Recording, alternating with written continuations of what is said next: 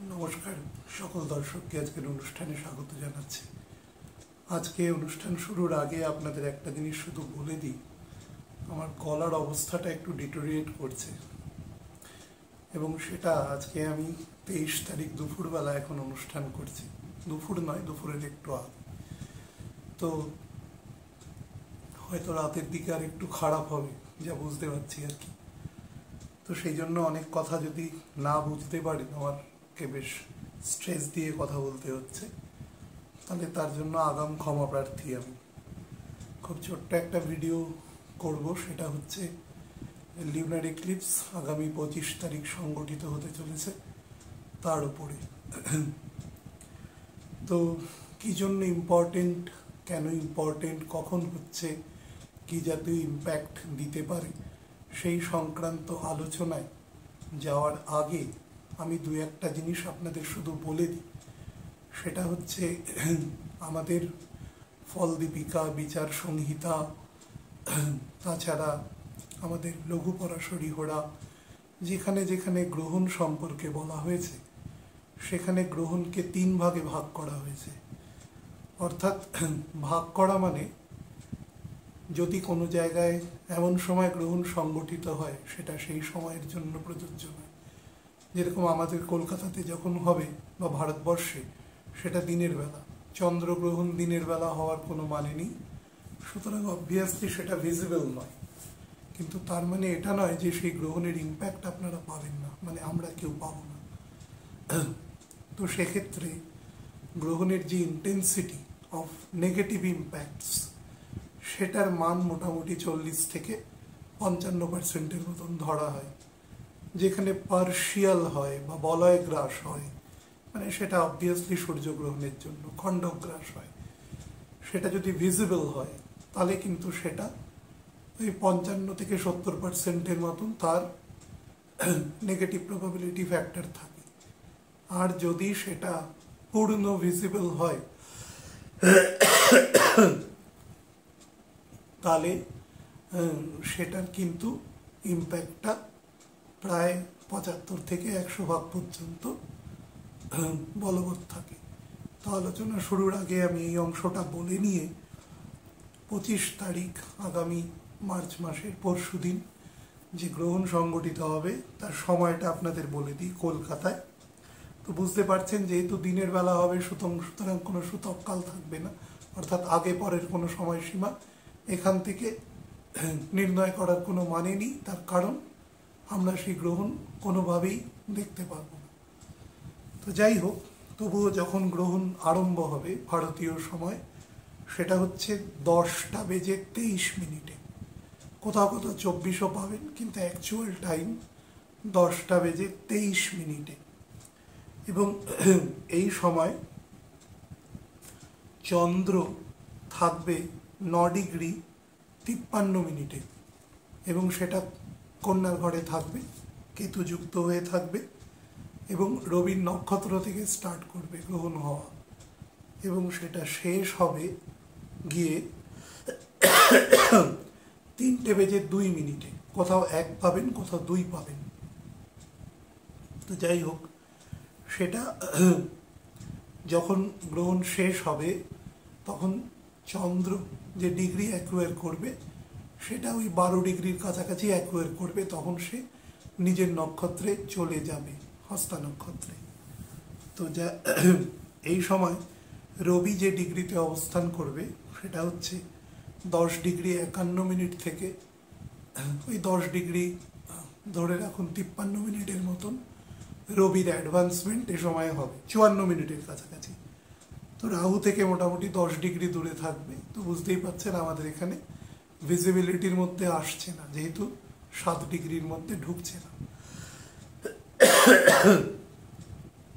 যখন গ্রহণ পিকে পৌঁছাবে, যেটা পিক টাইম, সেটা হচ্ছে 12:42 দুপুরবেলা। এই সময় পৃথিবীর যে প্রান্ত থেকে গ্রহণ, চন্দ্রগ্রহণ আর কি দৃশ্য হবে, সেটা 12:43, ক্ষমা করবেন, 43। গ্রহণ স্থায়ী হবে 4 ঘন্টা 36 মিনিট 55 সেকেন্ড। এই সময় পর্যন্ত গ্রহণ কন্টিনিউয়াস থাকবে।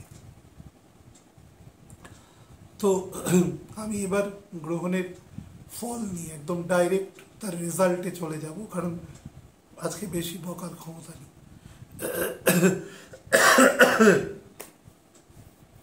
সেটা হচ্ছে যেখান থেকে মুখ্যত দৃশ্য হবে সেটা এন্টায়ার নর্থ আমেরিকা, আমেরিকা, তার নিচে মেক্সিকো, উত্তরে কানাডা, মানে উত্তর আমেরিকা মহাদেশ, এবং দক্ষিণ আমেরিকারও খুব সামান্য উত্তর অংশ, অর্থাৎ ভেনিজুয়েলা বা ধরুন কলম্বিয়া, সুরিনাম, এই সমস্ত দেশের একদম আপার পার্ট থেকে পার্শিয়াল দেখা যাবে। এবং সেটা একদম ইউরোপের দক্ষিণ অংশ অর্থাৎ স্পেনের দক্ষিণ অংশ দিয়ে এবং আফ্রিকার একদম উত্তর অংশ অর্থাৎ মরক্কো, আলজেরিয়া, এই সমস্ত দেশে পার্শিয়ালি দৃশ্য হবে, এবং মিডল ইস্টের কিছু কিছু জায়গা থেকেও পার্শিয়ালি দৃশ্য হবে, কিন্তু সেটা একদম প্রায় না দেখার মতনই। মুখ্যত আমেরিকা মহাদেশের, উত্তর আমেরিকা মহাদেশের অংশটাতেই প্রধানভাবে এই গ্রহণ বলবৎ থাকবে। সুতরাং ধরে নেওয়া যেতে পারে যে এই অংশে তার যে নেগেটিভ ইম্প্যাক্ট সেটা বেশি থাকবে। কী ধরনের নেগেটিভ ইম্প্যাক্ট থাকতে পারে? আমাদের মহর্ষি বরাহমিহির যে উপদেশ দিয়ে গেছেন, বা সেটা হচ্ছে চন্দ্রগ্রহণ যে ডিগ্রি বা যে আসপেক্টের উপর হচ্ছে, সেটা যখন অ্যাক্টিভেটেড হবে তার মোটামুটি 3 days বিফোর, অ্যাকচুয়ালি দিনটা হচ্ছে 7 দিন আগে, এবং তারপরে যে সূর্যগ্রহণ হবে যেটা 8 তারিখ, তারপরে আরও 7 দিন, তার মানে 15 তারিখ, প্রায় পয়লা বৈশাখের পরের দিন পর্যন্ত, এই সময় পর্যন্ত গ্রহণের স্প্যানটা অ্যাক্টিভেটেড থাকে। এই স্প্যানের মধ্যে যেটা হয় সেটা হচ্ছে, যেহেতু রবি এবং রাহু, এবং রবি দ্বাদশে, শনি, মঙ্গল এবং শুক্র তিনজন একসাথে রয়েছে, এবং বুধ, আজকে যখন আমি অনুষ্ঠান করছি বুধ এখন 29 ডিগ্রিতে আছে, গণনান্ত আছে, একদম গতিহীন আছে। সুতরাং প্রথম যেটা করবে সেটা হচ্ছে কোঅর্ডিনেশনে ব্রিজ করে দেবে, এবং এই যে ব্রিজিংটা হবে সেটা সমাজের অনেক ওপর স্তর থেকে হবে, অর্থাৎ যারা প্রধানত সমাজের গুরুত্বপূর্ণ লোক, কোনো গুরুত্বপূর্ণ রাজনেতা, মানে আমি সেই সংক্রান্ত প্রদেশের কথা বলছি, মানে আমেরিকা, উত্তরে কানাডা, তার নিচে মেক্সিকো, এখানে এই প্রদেশে, বিশেষত দক্ষিণ আমেরিকার যে প্রদেশ আছে, অর্থাৎ যেটা ফ্লোরিডা, জর্জিয়া, তারপরে হচ্ছে ধরুন আরও কিছু প্রদেশ আমি লিখে রেখেছি, একটু দেখে আপনাদের বলার চেষ্টা করি।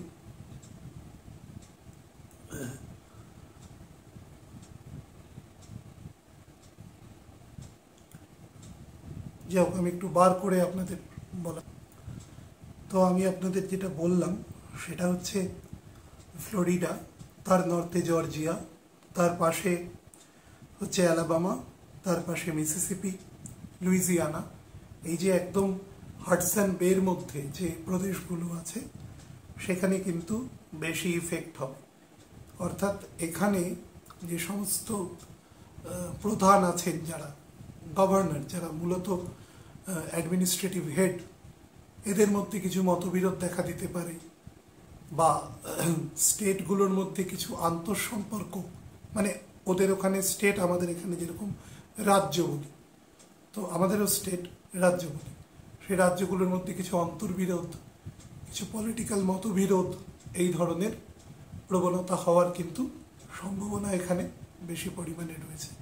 ইভেন আপনি জানেন, বা আপনারা সবাই জানেন, যে এই বছরের শেষের দিকে সেখানে প্রেসিডেন্ট নির্বাচন আছে, এবং আমি কিছুদিন আগে বলেছিলাম দেখবেন যে ওখানে কিছু প্রবলেম হতে পারে, মানে বাক সংযমের অভাব ঘটতে পারে।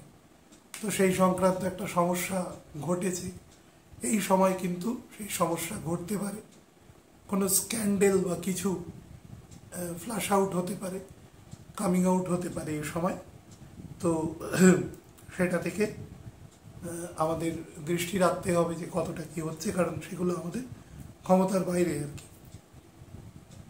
আচ্ছা, যত রকম কোঅর্ডিনেশন ফ্যাক্টর আছে, যে সমস্ত কোম্পানি, মনে করুন যে এই যে অনুষ্ঠান করছি, যে গুগল আছে, মাইক্রোসফট রয়েছে, তারপরে ধরুন যারা বিভিন্ন ট্রেড অ্যান্ড কমার্সের কাজ করছে অনলাইনে, বিভিন্ন পোর্টাল আছে, আমি আর নাম বলছি না, যেগুলো মূলত আমেরিকান কোম্পানি বা সেই সংক্রান্ত।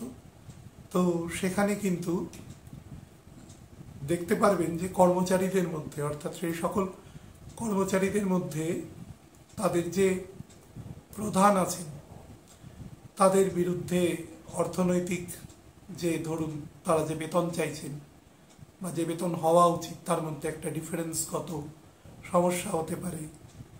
কোনোভাবে কিছু মানুষের জব সংক্রান্ত অনিশ্চয়তা তৈরি হতে পারে, কিছু কর্মচারী ছাঁটাই হতে পারে বা নতুন রিক্রুট হতে পারে একটু লো পে স্কেলে, সেই সংক্রান্ত কিন্তু কিছু মানে উলটপুলট হওয়ার সম্ভাবনা এই সময় রয়েছে। হ্যাজিটেশন সেখান থেকে তৈরি হতে পারে। এবং সব থেকে বড় কথা, যে সমস্ত স্টেট আমেরিকা বা সাদার্ন কানাডা বা নর্দার্ন মেক্সিকো এই সমস্ত জায়গায় রয়েছে, সেখানে কিন্তু বিভিন্ন চ্যালেঞ্জিং ফ্যাক্টর আসবে, বিশেষত ফাইন্যান্সিয়াল চ্যালেঞ্জিং ফ্যাক্টর আসবে। তার ফলে বহু জায়গায় যে বেনিফিশিয়ারি যারা আছেন তাদের ক্ষেত্রে কিন্তু একটু সমস্যার সৃষ্টি হতে পারে এবং খুব সেন্সিটিভ ইস্যু নিয়ে মতবিরোধ অনেক দূর পর্যন্ত যেতে পারে। এবং সেটা কিছুটা এরকমও হতে পারে, কোনো আমাদের উইমেন এম্পাওয়ারমেন্ট এই সংক্রান্ত কোনো স্ট্রিক্ট ল এটা কিন্তু প্রিভেইল হতে পারে, সেটা আমাদের দেশের ক্ষেত্রেও হতে পারে। কোনো ইম্পর্টেন্ট ল যেখানে কোনোভাবে ল ব্রেক করছে বা যারা ল মেকিং বডি আছে তাদের মনে হতে পারে যদি কোনো স্ট্রিক্ট ল তৈরি করবার প্রয়োজন আছে তাহলে কিন্তু হবে। আমাদের দেশের মানডেন অনুসারে যেখানে বেশি হওয়ার সম্ভাবনা রয়েছে সেটা হচ্ছে উত্তর পশ্চিম এবং দক্ষিণ পূর্ব, অর্থাৎ ভারতবর্ষের যদি একদম মাঝ বরাবর ঝাঁসি শহরকে ধরে নেন, তার উত্তর পশ্চিম দিক হচ্ছে আমাদের ধরুন জম্মু কাশ্মীর, লাদাখ ইউনিয়ন টেরিটরি, সেখানে পাঞ্জাব, তার পাশে হিমাচল, তার পাশে হরিয়ানা, নিচে রাজস্থান, এই সংক্রান্ত জায়গায় যে ইন্টারন্যাশনাল বর্ডার আছে সেটা একটু ডিসপিউট বা সেন্সিটিভ সময় হবে। ইভেন যেটা আমাদের আরেক প্রতিবেশী দেশের সঙ্গেও যে বর্ডার আছে নর্দার্ন পার্টে, সেখানেও হবে। অলরেডি কিন্তু আমার আগের ভিডিওতে আমি যে বলেছিলাম, যদিও খুব দুঃখপূর্ণ এবং অত্যন্ত বেদনাদায়ক একটা ঘটনা ঘটেছে, সেটা নর্দার্ন বেল্টে রাশিয়াতে একটি প্রেক্ষাগৃহে অনুষ্ঠান চলাকালীন একটা মারাত্মক ম্যাসাকার হয়েছে এবং বহু নির্দোষ মানুষ হতাহত হয়েছে। তাদের প্রত্যেকের আত্মার শান্তি কামনা করি, এছাড়া আর কি করা যেতে পারে। কিন্তু প্ল্যানেট তার ফল দেয়, এটা কিন্তু মাথায় রাখতে হবে। তাও বেটার যে প্ল্যানেট এখন হাই ভেলোসিটিতে রয়েছে উইথ রেসপেক্ট টু আর্থ, না হলে ফল আরও নেগেটিভ দিতে পারত। সেটা কদাপি ভালো দৃষ্টান্ত নয়। এবং ভারতবর্ষেরও উত্তর অংশে অনেক রকম সামাজিক তথা অনেক রকম ঘটনা সংঘটিত হয়েছে, আমি সেগুলো বিতর্কিত হলে সেগুলোর মধ্যে ঢুকছি না আমি কখনো। আমাদের লঘু পরাশরী ঘোড়া এবং বিচার সংহিতা যেটা বলছে, বড় আমির যেটা বলছে যে সমস্ত দেশ বেশি পরিমাণে সাম্রাজ্যবাদী মানসিকতায় বিশ্বাস করে, অর্থাৎ যেরকম বলতেই পারেন ব্রিটেন করে সব থেকে বেশি, এবং তারপরে বর্তমানে অন্যান্য অনেক দেশ আছে, এবং সাম্রাজ্যবাদী মানসিকতা যারা বিশ্বাস করে, যারা অন্য দেশকে নিজের প্রভুত্ব বা তাদের তাদের উপরে তাদের সমস্ত রকম কিছু চাপিয়ে দেওয়ার চেষ্টা করে, তারা অনেক বেশি তাদের ওয়েপন তৈরি করতে হয়, কারণ মানুষকে পদানত করতে হবে এরকম একটা মানসিকতায়। তো সেদিক থেকে যে সমস্ত দেশ অনেক বেশি ওয়েপন তৈরি করে এবং ওয়েপনের ব্যবসা করে, ব্যবসা কম বেশি সব দেশই করে, কিন্তু যারা খুব লেথাল ওয়েপনের ব্যবসা করে, অস্ত্র দুরকম হয়, একটা প্রিভেন্টিভ, একটা অফেন্সিভ। যদিও প্রথম বিশ্বযুদ্ধের পর থেকে আজ অবধি কোন অস্ত্র প্রিভেন্টিভ আর কোন অস্ত্র অফেন্সিভ সেটা নিয়ে বিভিন্ন পণ্ডিতদের মধ্যে বিতর্ক আছে। আমি সেই বিতর্কের মধ্যে ঢুকবো না, সেটা আমার বিষয় না। আমি শুধু বলতে পারি, যারা অফেন্সিভ অস্ত্র বেশি বানায়, যেখানে প্রয়োজন নেই তাও বানাচ্ছে, সেই সমস্ত দেশের কিন্তু সমস্যা তৈরি হতে পারে। ইভেন তাদের যে সমস্ত কাঁচামাল, বিভিন্ন সার্কিট বা ধরুন বিভিন্ন রকম, এখন তো সবই একেবারে খুব সূক্ষ্ম সেমিকন্ডাক্টর, সফটওয়্যার, এগুলোর ওপর ডিপেন্ড করে ওয়েপন বানাতে হয়, সেই সমস্ত জায়গায়ও কিন্তু ঘাটতি হতে পারে। বা এই সমস্ত যে স্ট্র্যাটেজি আছে, প্ল্যান আছে, সেগুলো কিন্তু কোনোভাবে ফেল করতে পারে, যার ফলে তাদের কিন্তু একটি ইকোনমিক লস হওয়ার যোগ আছে এই সময়তে। কতদিন পর্যন্ত না, পয়লা বৈশাখের পরের দিন পর্যন্ত, 15ই এপ্রিল পর্যন্ত এই যুগটা সাস্টেইন করবে। এছাড়া আমাদের ফলদীপিকাতে যেটা পরিষ্কার বলছে যে রবি যদি কখনো মীন রাশিতে থাকাকালীন চন্দ্রগ্রহণ সংগঠিত হয় এবং সেখানে বুধও প্রায় গান্ডান্ত সিচুয়েশনে, প্রায় বকরি স্টেটে চলে গেছে, এখন আর কয়েকদিন পরেই বকরি হবে, 9 দিন 10 দিন পরে, আর দ্বাদশে মঙ্গল এবং বৃহস্পতি যদি তার দ্বিতীয় থাকে এবং উচ্চ গতিতে থাকে, তাহলে কিন্তু যারা চাষবাস বা ধরুন ক্যাটেল ফার্মিং, ফিশারি, এই সমস্ত প্রফেশনের সাথে যুক্ত আছে, ইভেন বিভিন্ন ক্যাশ ক্রপ যারা করেন, যেমন চা, পাট, এই সমস্ত যারা ব্যবসা করেন, বিভিন্ন মশলা, স্পাইসেস, তাদের কিন্তু এই সময় প্রাকৃতিকগত কারণে সমস্যা হতে পারে। ভারতবর্ষের আমি উত্তর পশ্চিম অংশটা বলেছি, আমি দক্ষিণ পূর্ব অংশটা বলিনি। দক্ষিণ পূর্ব অংশ মোটামুটি আপনারা ধরতে পারেন ছত্তিশগড়, মানে মধ্যপ্রদেশের একদম পূর্ব প্রান্ত থেকে উড়িষ্যা, এবং এখন যেটা মানে বিভক্তিকরণ হওয়ার পরে অন্ধ্রপ্রদেশের উত্তর অংশ বা হায়দ্রাবাদ প্রভিন্স, এন্টায়ার ওড়িশা, এবং আমাদের পশ্চিমবঙ্গের একদম দক্ষিণবঙ্গ। এবার যদি টানতে থাকেন এদিকে, তারপরে তো একটা আন্তর্জাতিক জায়গা রয়েছে, বাংলাদেশ রয়েছে, তারও দক্ষিণ অংশ, এবং সেটা চট্টগ্রাম ক্রস করে ত্রিপুরা বা থাইল্যান্ডের দিকে আস্তে আস্তে চলে যাবে, মায়ানমারের দক্ষিণ হয়ে থাইল্যান্ডের দিকে চলে যাবে।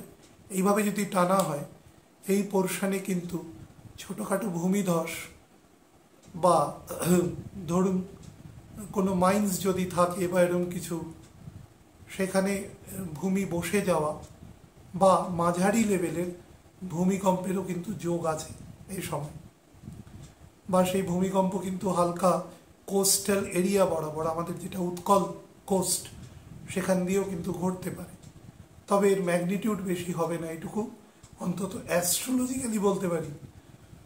বাদ বাকি আমার হাতে কিছু নেই বলার মতো। তো এই সময় যেটা হবে, মানুষের মধ্যে একটা নর্মাল প্রতিবাদী ক্যারেক্টার আসবে এবং সমাজে অনেক নতুন প্রতিবাদী মুখ আপনারা দেখতে পাবেন। তারা ঠিক বলছেন, ভুল বলছেন, কি বলছেন, সেটা তো মানুষ, জনসাধারণ, সেটা তাদের নিজ নিজ বিবেক বুদ্ধি অনুসারে সেটা বুঝবেন। কিন্তু আপনারা দেখতে পাবেন, এবং এটা কিন্তু সারা পৃথিবীতেই কম বেশি হবে। ভারতবর্ষে তো হবেই। তো আমি যেহেতু ভারতবর্ষ থেকে এর ফল বলছি, আরেকটা জিনিস আপনাদের বলে দিই, যদি কোনো গ্রহণ, মনে করুন সূর্যগ্রহণ দিনের বেলা, মানে সূর্যগ্রহণ হচ্ছে তখন মনে করুন যে সেটা রাত্রিবেলা হচ্ছে, আর চন্দ্রগ্রহণ দিনের বেলা হচ্ছে, এরকম যদি অপোজিট সময় হয়, অর্থাৎ যখন সেটা কোনোভাবেই দৃশ্য নয়, এই সময় কিন্তু অনেক জিনিসের উলট পুরাণ হয়। অনেক মানুষ চাকরি ছেড়ে ব্যবসায় চলে যায়, ব্যবসা ছেড়ে চাকরিতে চলে আসে, বা একসাথে দুটোর দিকে মনোনিবেশ করে। হঠাৎ কোনো মানুষ সব কিছু থেকে নিজেকে গুটিয়ে নেয়। অনেক অ্যাক্টিভ মানুষ, তার অনেক বড় রকম চেঞ্জেস হয়। মনে করুন একজন মানুষ শিক্ষক আছেন, হঠাৎ করে তিনি শিক্ষকতা ছেড়ে মনে করুন চাষবাসের কাজে মনোনিবেশ করলেন, তার কিছু জমি আছে সেখানে, এই ধরনের, মানে পজিটিভ অর্থেই আমি বলছি। এবার সেটা যদি নেগেটিভ অর্থে হয়, নেগেটিভ অর্থে, কিন্তু গ্রহণের ফল সবসময় নেগেটিভ হয়, এটা মাথায় রাখবেন। কারণ গ্রহণের ফল পজিটিভ হওয়ার মতন কোনো আসপেক্ট আমাদের শাস্ত্রে কোথাও বলা নেই, ভয় দেখানোর মতনও কিছু নেই। এটা একটা ন্যাচারাল ফেনোমেনন। প্রত্যেক বছরে অন্তত এক জোড়া চন্দ্রগ্রহণ এবং সূর্যগ্রহণ হবে, এবং সেটা যদি বছরের একদম শুরুতে হয়, ধরুন এগোচ্ছে আস্তে আস্তে, বছর 6 পরে দেখা যাবে যে জানুয়ারি মাসের হয়তো 2-3 তারিখ হলো, তাহলে সেইবার কিন্তু 6টা দেখা যেতে পারে বা 5টা, মানে 3 জোড়া কাছাকাছি দেখা যেতে পারে। তো যাই হোক, এর ফল কখনো ভালো হয় না, কদাপি হতে পারে না। তো আপনারা প্রত্যেকে একটু সাবধানে থাকবেন এবং বাক সংযম রাখবেন। এবং আরেকটা জিনিস বলে দিই, প্রচণ্ড কোঅর্ডিনেশনে প্রবলেম হবে, কিন্তু আপনি যা বলবেন মানুষ বুঝবে এক, ভাববে এক, অ্যাকশন হবে আরেক। রিউমারের প্রচুর এ সময় ঘটতে থাকবে। আমার গলা যদি ঠিক হয় তাহলে আমি কালকে চেষ্টা করব যে বুধের উপরে একটা অনুষ্ঠান করে দেওয়া, কিন্তু যদি না পারি আর কি, আগে থেকে একটু বলে রাখছি। তো কথাবার্তা বলার সময় খুব পরিষ্কার করে অল্প কথায় কথা বলবেন, যাতে সেখান থেকে কোনো মিস ইনফরমেশন বা মিসলিড কিছু না হয়, বা অন্য মানুষ কিছু অপমানিত বোধ না করেন বা ভুল না বোঝেন। এটা খেয়াল রাখার চেষ্টা করবেন। আমি এখন আপনাদের চর স্থিতি স্বভাব 3টে ধরে আপনাদের বলে দেব, যেহেতু এটা লিউনার ইক্লিপস, সেই হিসাবে। চর রাশির যে সকল জাতক জাতিকা আছে, আমি লগ্ন শব্দ ইউজ করিনি, কিন্তু শুধু রাশি বলেছি, অর্থাৎ মেষ রাশি, কর্কট রাশি, তুলা রাশি, মকর রাশি, যে সকল ব্যক্তিবর্গের কনসার্ন রাশি আছে, তাদের কিন্তু এই সময় গ্রহণের যে ফল, তার কিন্তু ইন্টেন্সিটি আছে 55 থেকে 60% মতো নেগেটিভ অর্থে। একই জায়গায় প্রবলেম হতে পারে, আপনি যেখানে চাকরি করেন, ব্যবসা করেন, যাই করুন না কেন, অন্য কোনো লোকের সাথে যখন you will come into contact with any of the persons, সেখানে কিন্তু কখনো কোনো ইনসাবঅর্ডিনেশনে যাবেন না। বস বা কোনো উচ্চপদস্থ কেউ হলে তো প্রশ্নই নেই। ইভেন আপনার যদি কালিগ হয়, আপনার যদি সাবঅর্ডিনেটও হয়, তাহলেও কিন্তু করবেন না। ভয়ানক রকম অপমান বা লাঞ্ছনা বা ডেফামেশনের যে কোনো পর্যায়ে আপনি যেতে পারেন। টাকা পয়সা ডিলিংয়ের ক্ষেত্রে কিন্তু ভীষণ সতর্ক থাকবেন, স্পেশালি যদি আপনি এমন কোনো সংস্থায় কাজ করেন, ধরুন ব্যাংক, এলআইসি, জিআইসি, এই সমস্ত জায়গায় কোনো রেভিনিউ ট্যাক্সেশনে অপরের পয়সা যেখানে ডিল করতে হয়, সেখানে কিন্তু খুব সাবধান। অর্থাৎ এন্ট্রি করার সময়, মানুষকে দেওয়ার সময়, নেওয়ার সময় প্রপারলি চোখ কান খোলা রেখে কাজ করবেন। আর একটা জিনিস হচ্ছে, রিউমারে পা দেবেন না। কেউ বলল যে আপনার কান চিলে নিয়ে গেছে, আপনিও দৌড়ানো শুরু করলেন, আগে কানে হাত দিয়ে দেখবেন যে কানটা আছে কিনা, প্রথমেই দৌড়াবেন না। নাম্বার 4 হচ্ছে, ডান দিকের চোখ বা ফেসিয়াল পোর্শনের ডান অংশ, এখানে যদি এমনিতেই কোনো মাসেল দুর্বলতা থাকে বা অলরেডি কোনো ফেসিয়াল প্যারালাইসিস হয়ে গেছে, বা ট্রেন্ড আছে, ডাক্তারবাবু বলেছেন, বা ডান শোল্ডার ডান হাতের দিকে কোনো সমস্যা রয়েছে, নার্ভাস সিস্টেম গঠিত কোনো রকম সমস্যা দেখলে কিন্তু সঙ্গে সঙ্গে পত্রপাঠ চিকিৎসকের পরামর্শ নেবেন, ডিলে করবেন না। যারা ভেহিকেল চালান খুব সাবধানে চালাবেন। এ সময় রাস্তাঘাটে যদি কোনো রকম ল ব্রেক করেন, তাহলে যে অথরিটি আপনার উপরে যে ব্যবস্থা নেবে, যে অ্যাকশন নেওয়া হবে, সেটাকে মান্যতাপূর্বক সেটাকে করবেন, তর্কে জড়াবেন না, তাহলে কিন্তু আরও কোরসিভ অ্যাকশন নিতে পারে। 6 নম্বর হচ্ছে বাড়িতে চেষ্টা করবেন এই সময় কোনো শিফটিং না করার। খুব যদি প্রবলেম না হয় তো 15 তারিখের পরে, 15ই এপ্রিলের পরে বাড়ির যদি কোনো রিমডেলিং রিলোকেশন করতে হয় সেটা করবেন। ভাই বোনের সাথে সম্পর্ক ভালো রাখবার চেষ্টা করবেন। স্থির যে রাশি আছে, অর্থাৎ বৃষ রাশি, সিংহ রাশি, বৃশ্চিক রাশি এবং কুম্ভ রাশি, যে সকল ব্যক্তিবর্গের ক্ষেত্রে, জাতক জাতিকার ক্ষেত্রে রাশি, তাদের কিন্তু এই সময় এফিকেসি আছে এই গ্রহণের 35 থেকে 45% মতো। কম্পারেটিভলি কম ইফেক্ট আছে, কিন্তু খারাপ দশায় যদি থাকেন তাহলে কিন্তু ইফেক্টের মাত্রা 55-60% পর্যন্ত হওয়ার যোগ আছে। যেটাই হোক, আপনাদের আমি কয়েকটা জায়গা থেকে একটু সাবধান করে দেবো। প্রথম কথা হচ্ছে বেশি রাত করে খাওয়া, অনিয়মে খাওয়া, যাতে ডাইজেস্টিভ ট্র্যাকে অলরেডি সমস্যা রয়েছে সেটা থেকে কিন্তু সাবধান থাকবে।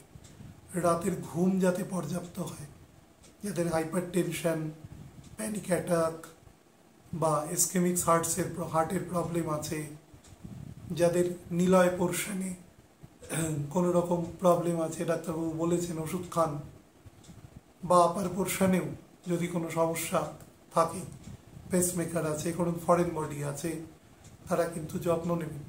কোনোভাবে কথার অবহেলা করবেন না। যাদের কিডনি ক্ষেত্রে সমস্যা রয়েছে, অলরেডি দুর্বল বা অতি দুর্বল, ডায়ালিসিস চলে, ওষুধপত্রের উপরে আছে, প্যারামিটারে সমস্যা রয়েছে, তারাও কিন্তু এ সময় সাবধানে থাকবেন।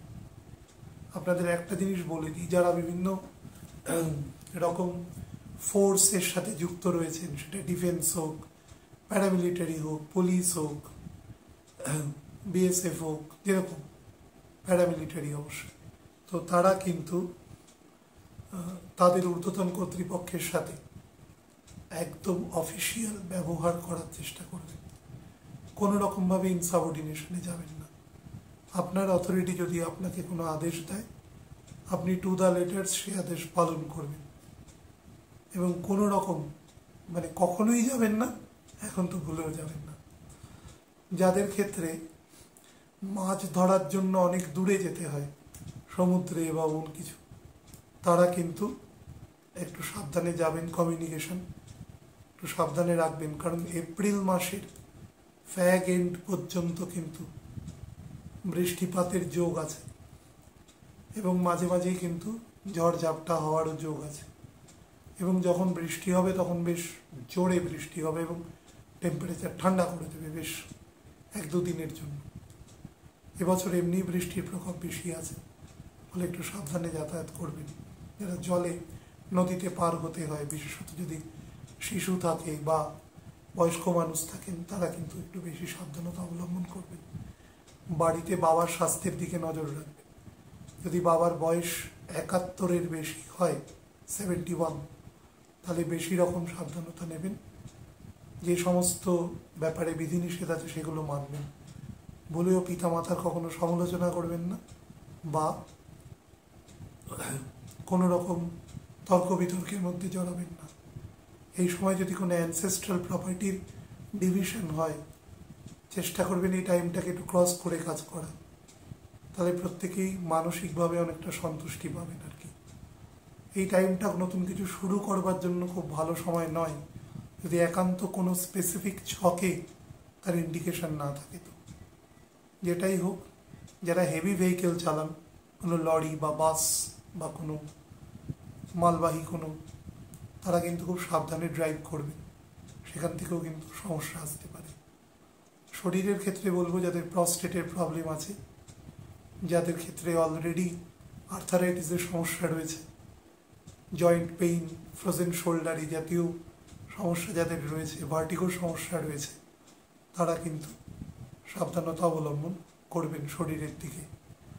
দাঁতের যাদের প্রবলেম আছে, আমি বলেছিলাম গত বছর থেকে, এই বছরে দাঁতের সমস্যা প্রায় জুন মাস পর্যন্ত পর্যবসিত মানে থাকবে আর কি, এফেক্টিভ। যাই হোক, এই সময়টা যদি দেখেন, কোনো রকম দেরি না করে চিকিৎসকের পরামর্শ নেবেন। বাঁদিকে টনসিল যাদের ইনফেকশন হওয়ার ধাত আছে, তারাও কিন্তু নজর দেবেন একটু বেশি রকম। আর বাড়িতে যদি কোনো পোষ্য থাকে, তাকে খুব ভালোবাসেন, তাহলে তার যত্ন নেবেন এই সময় অতিরিক্ত পরিমাণে, ছোটোখাটো বিষয়ে যত্ন নেবেন। দ্বিস্বভাব যে রাশি আছে, অর্থাৎ মিথুন রাশি, কন্যা রাশি, ধনু রাশি এবং মীন রাশি, যে সকল জাতক জাতিকাদের ক্ষেত্রে সংশ্লিষ্ট রাশি, তাদের কিন্তু এই সময় এফিকেসি লেভেল সব থেকে বেশি আছে, প্রায় 65 থেকে 70% মতন। সব থেকে যেটা বেশি আছে সেটা হচ্ছে স্পাউসের সাথে সম্পর্ক বেটার রাখার চেষ্টা করবেন, কোনোভাবে আন্তঃসম্পর্ক খারাপ করবেন না। আপনার স্ত্রী হোক, হাজব্যান্ড হোক, যিনি আপনার কাউন্টার পার্ট, আপনাকে যদি কখনো কোনো অপমানজনক কথা বলেও দেয়, আপনি পাল্টা কোনো উত্তর করবেন না, যে কোনো একজন থেমে যাবেন। সন্তানদের যদি পিউবার্টির ওপরে মানে 13-14 বছরের উপরে বয়স হয়ে যায়, তাহলে তাদের সাথেও বিতর্কে জড়াবেন না, ঠান্ডা মাথায় শান্তভাবে বোঝানোর চেষ্টা করবেন, সেটা অনেক কার্যকরী হবে। যারা এই সময় ঘুরতে যাওয়ার কথা চিন্তা করছেন কোনো জায়গায়, তাহলে ছক দেখিয়ে তারপরে যাবেন, নাহলে কিন্তু কন্টিনজেন্সির জন্য একটু বেশি করে টাকা নিয়ে যাবেন, ছোটোখাটো শরীর খারাপ হতে পারে। কোনো ভয় নেই, ছকে কোনো বড় রকম বাধা না থাকে তো। তবে একটু বেশি হাতে টাকা পয়সা নিয়ে যাবেন শরীরের জন্য। যারা বিভিন্ন ধরুন বিপিও, কেপিও এরকম কোনো সেকশনে চাকরি করছেন, যাদের বিভিন্ন ক্লায়েন্টের সাথে ডিল করতে হয়, তাদের কোনো জিনিস বোঝানো, বা ধরুন এখান থেকে কোনো সফটওয়্যারে আপডেশন করছেন বিদেশের কোনো, অর্থাৎ যাদের ক্ষেত্রে ইন্টারনেটের মাধ্যমে লিঙ্কেজ আছে এবং সেই মাধ্যমে কাজ করছেন, ই কমার্সের কাজ করছেন। আমি একটু আগে বললাম, যারা বিভিন্ন আরও ই কমার্স সেক্টর আছে, যেগুলো আমেরিকা যুক্তরাষ্ট্রের নাম করা ই কমার্স, তারা ভারতবর্ষেও কাজ করে এবং আমরা সবাই তার মাধ্যমে কিছু না কিছু জিনিস আনিয়ে থাকি। সে সমস্ত এই সমস্ত সংস্থায় যারা কাজ করছেন, তারা কিন্তু খুব সাবধানে ঊর্ধ্বতন কর্তৃপক্ষের নির্দেশ মেনে এবং যথাযথভাবে নিজের দায়িত্ব পালন করার চেষ্টা করবেন। কোনোভাবে যেন ল্যাকিউনা না আসে, তাহলে কিন্তু সমস্যা হতে পারে। কোনো রকমের মেন্টাল অ্যাংজাইটি বা হাইপার টেনশন যদি বাড়ে, ডিপ্রেশন যদি বাড়ে, গ্রহণের সময়টা বেসিক জিনিস থাকে ডিপ্রেশন, কারণ চন্দ্রকেতু, রাহু, রবি সব বা ভাইসি ভার্সা উল্টো দিকে এসে যায়, তার ফলে একটা গ্রস ডিপ্রেশন কাজ করে, কিছু হবে না, ও আর কোনো লাভ নেই, এই ধরনের নেগেটিভ ফিলিংস আসে। তো ভগবানের নাম সংকীর্তন জপ করবেন, যারা অভ্যাস আছে, যারা গুরুমন্ত্র আছে তারা সেই মন্ত্র জপ করবেন, অর্থাৎ যেভাবে হোক নিজেকে জায়গাটা থেকে সরিয়ে নেওয়ার চেষ্টা করবেন। যারা গান, মিউজিক এসব শুনতেও ভালোবাসে, তারাও সেই সমস্ত কাজও কিন্তু করতে পারেন, কোনো অসুবিধে নেই। দুটো প্রশ্ন আমাকে করা হয়েছে, খুব কষ্ট করে উত্তর দিচ্ছি, ক্ষমা করবেন যারা প্রশ্ন করেছে। সেটা হচ্ছে দোল উৎসব, মানে আমাদের যে পরব আছে, সেটা কেন হয়েছিল বা এর অ্যাকচুয়াল সিগনিফিকেন্স কী আছে।